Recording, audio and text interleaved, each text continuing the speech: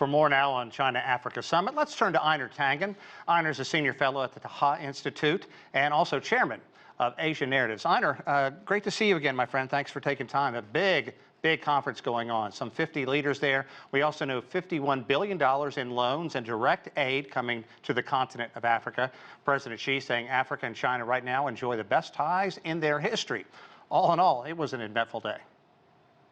Absolutely.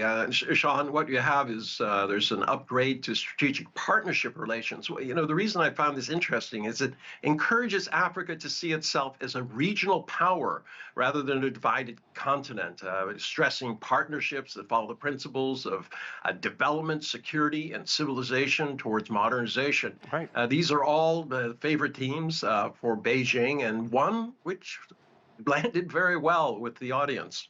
Yeah, you know, I think you really hit on the word there. President Xi focusing on modernization, saying that without China and Africa, modernization would be, there would be no global modernization. In many ways, that's important because the U.S. and the EU have been reaching out to African nations, but clearly not having the kind of close ties and success that Beijing has. And when you look toward the future, President Xi also saying we have such a strong past as well. Well, absolutely, Sean. I mean, you have a situation where, you know, last year you had the 10th anniversary of the Belt and Road Initiative attended by 152 countries. And, you know, this time around you have 53 out of 54 nations in Africa sending their delegations and representatives here. It really, and very, very positive, talking about what can be done, not trying to sell fear and distrust and saying what you need is more arms and to, you know, to identify enemies.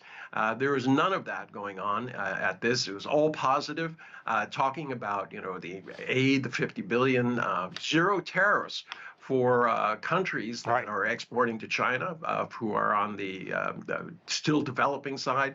Thousands of experts in tech, ag, security, science, hundreds of projects in infrastructure, but most importantly, this idea that China is willing to share technology through joint development, incredibly important to countries that are developing and do not have the wherewithal themselves to develop these important IPs. Yeah, and you think of the colonial past, too, when you think of the United States and many EU nations as well, and really shifting, President Xi announcing 10 different levels of partnerships between China and the continent of Africa, and some of those include trade prosperity, things you talked about, the industrial chain cooperation, agriculture, and security. It really paints with a very broad brush, doesn't it? Well, it does, but you know, all of those 10 principles follow these three ideas about countries need to be secure, they need a path to development, and they need to be respected. They need to have their own policies that are determined in their capitals, not capitals of other places. You know, he was inviting all to the table, not just those who think the world is their menu, as Blinken would have put it. Talk more about this respect, what you think it means, because you run in a lot of business circles throughout China as well. You must hear that from the top down. Yeah, I mean, respect is it's really the basis of sovereignty. I mean, if you go back in history to the colonial period, there was no respect. They regarded everybody as lesser, and therefore they had the right to come in and, quote, civilize as they were, you know, taking away all the gold and resources. In today's world, it's multipolar. Countries need to know more about each other if they're going to reach consensus. This is not a top-down order where Beijing says, you'll do this or else. That is passé.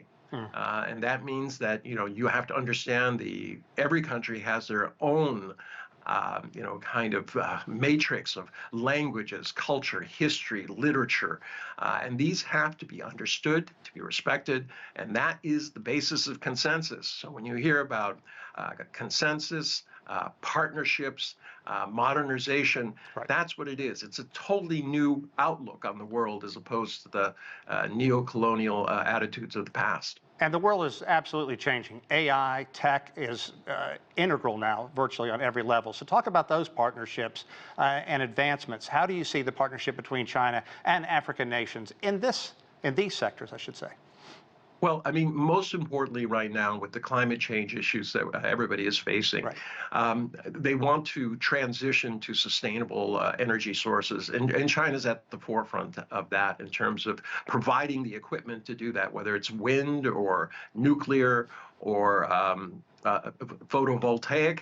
Mm. Uh, EVs, the list goes on Mm. and on.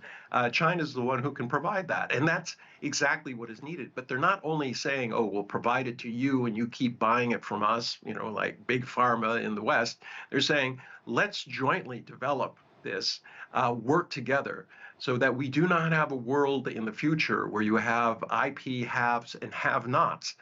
Remember, the model in the West is still develop the IP, keep it, and then extract rents from those who need it.